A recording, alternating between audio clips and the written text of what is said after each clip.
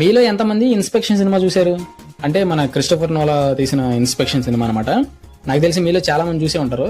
దాంట్లో main character వాళ్ళ team కలిసి వేరే వాళ్ళ డ్రీమ్స్ లోకి వెళ్ళి వాళ్ళ ఇంపార్టెంట్ సీక్రెట్స్ తెలుసుకొని కొన్ని యుద్ధాలు అయితే చేస్తుంటారు కదా. సో అలాంటిది రియల్ లైఫ్ లో కూడా సాధ్యమవుతుంది అని చెప్పేసి శాస్త్రవేత్తలు నిరూపించారనమాట.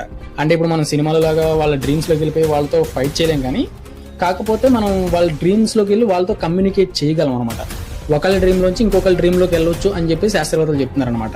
అంటే ఇది అంత ఈజీగా ప్రాసెస్ అయితే కాదు.